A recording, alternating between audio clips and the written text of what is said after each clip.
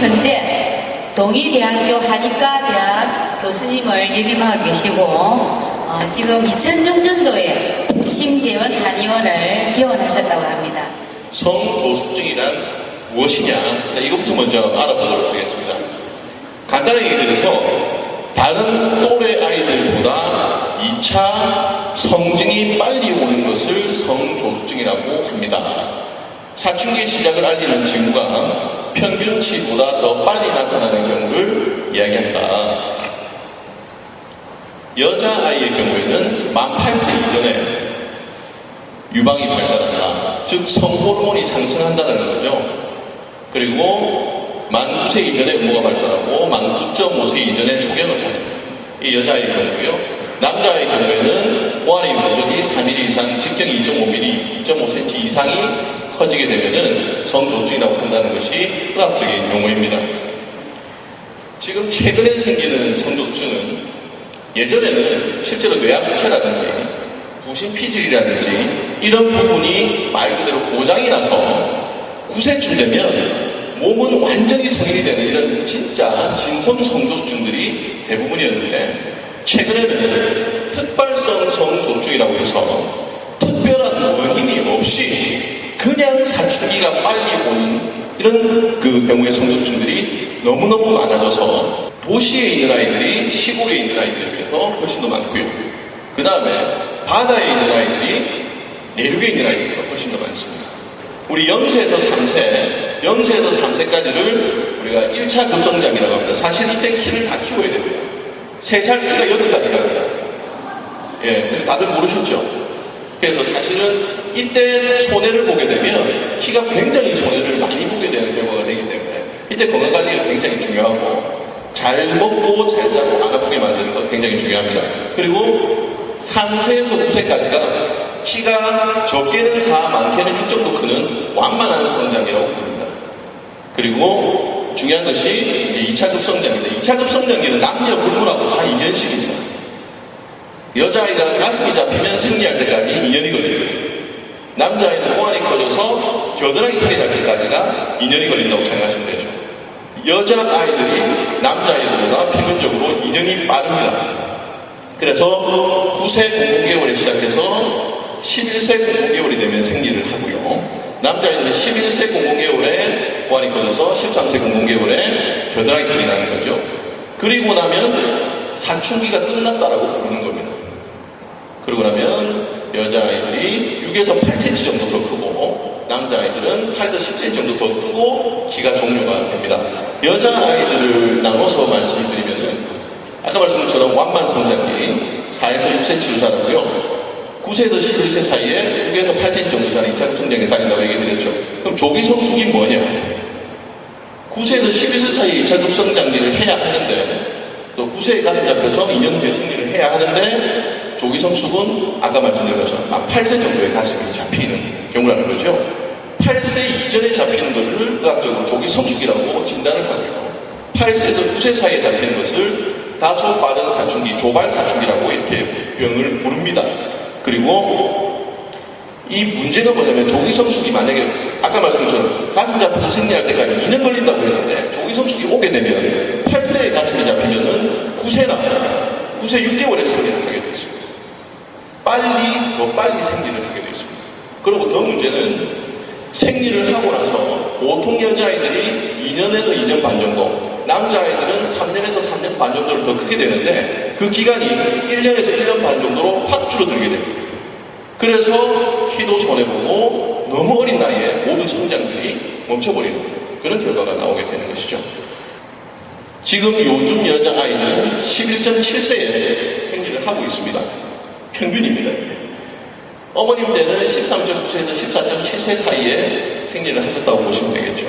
자, 이걸 뭘 얘기를 드리고 싶은 거냐면은 한 세대별로 2년씩 빨라지고 있다는 겁니다. 갈수록 더 빨라지고 있습니다.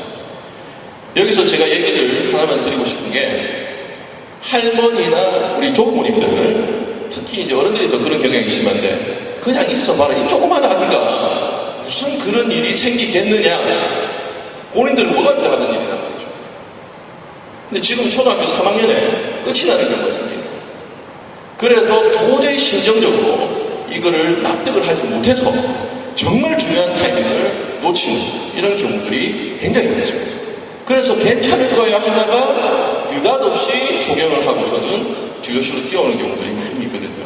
그래서 언제라도 확인을 해보는 작업이 꼭 필요합니다. 자, 성도수증 진료 인원 추이 이렇게 되어 있습니다. 2006년도에는 약 6,000명 정도가 진료를 받았는데 한 5년 정도 지나는 동안에 26,000건까지 올라갔습니다. 그러니까 한 4년 사이에 지금 4배 이상이 증가된 것이고 지금도 계속 이 속도로 증가를 하고 있는 중입니다. 나중에 말씀드리겠지만 아주 다양한 원인에 의해서 멈출 줄 모르고 계속 올라가는 상태가 되고 있습니다. 우유, 홍삼, 공구, 콩 이렇게 되어 있습니다. 성도수증하고 무슨 관련이 있을 것 같습니까? 어머님들. 자, 보셨습니까? 우유, 홍삼, 공구, 콩입니다. 지금 환경적 원인을 얘기하기 위해서 방금 그림을 보여드렸는데 서구화된 식습관을 위한 조합요원 중에서 조기성숙은 체지방과 굉장히 관련이 많습니다. 그래서 체지방이 많이 늘어나게 합니다. 특히 또 지방으로 환경호르몬들이 많이 흡착이 되기 때문에 이런 지방들을 많이 섭취하지 않는 것들, 또 지방이 몸 안에 많이 없는 것들이 굉장히 중요한 예방법이 되고 있는데요. 공국 같은 경우에 특징적으로 체지방들이 많이 생기고 그래서 조기성숙을 많이 유발하면서 또 우리가 이제 공국을 먹이는 이유 중에 어머님 중에 아마 한 반 정도는 키를 크는데 도움이 될 거라고 생각해서 공국을 먹이시죠. 그런데 이게 어이없게도 공국은 우리면 우릴수록 칼슘보다 인이 더 많이 나오기 때문에 키를 방해하는 식품이 됩니다. 예, 그래서 이 공국은 되도록이면 많이 먹이시지 않는 것이 좋습니다. 사실 오늘 드리고 싶은 얘기가 문제점과 예방법 이것만 기억해가지고 가시면 될 것 같습니다. 자, 문제점 첫 번째는 신체적 영향입니다. 신체적 영향. 작아지는 체중키 이렇게 있습니다. 성도수증이 질환으로서 많이 대두되게 된 가장 첫 번째 이유가 키 때문입니다. 체중키가 생리하기 전에 최소 한 5cm 정도, 그러니까 생리하기 전에 손해보고 생리하고 나서 손해보고 해서 최소 5cm 정도 손해를 보는 것으로 나타나 있습니다. 요새는 키가 커야 되는 직업들이 많죠. 뭐 모델도 있을 거고, 특히 제가 많이 치료한 아이들은 주로 운동선수들입니다.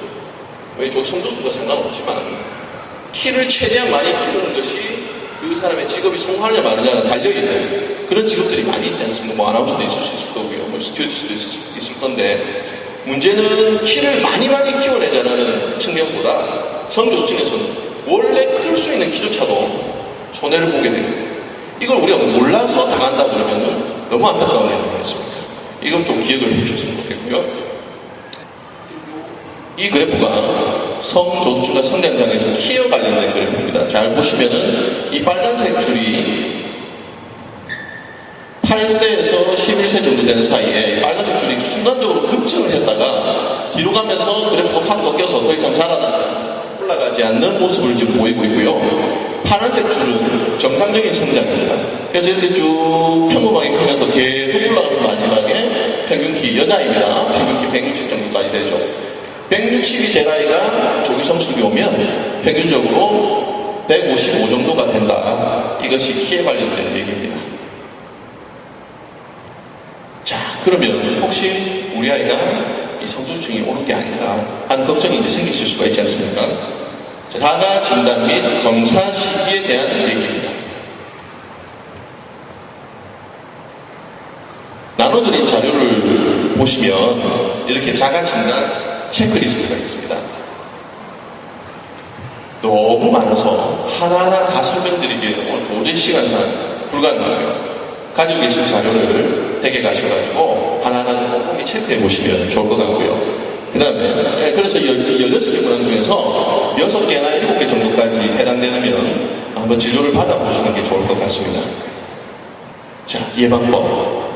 제 밑줄에 보시면은 체중 관리 이렇게 적혀 있습니다. 아까도 제가 말씀드린 것처럼 조기성숙과 소화비만 특히 체지방과는 굉장히 큰 관계가 있고 뗄래뺄 수가 없습니다.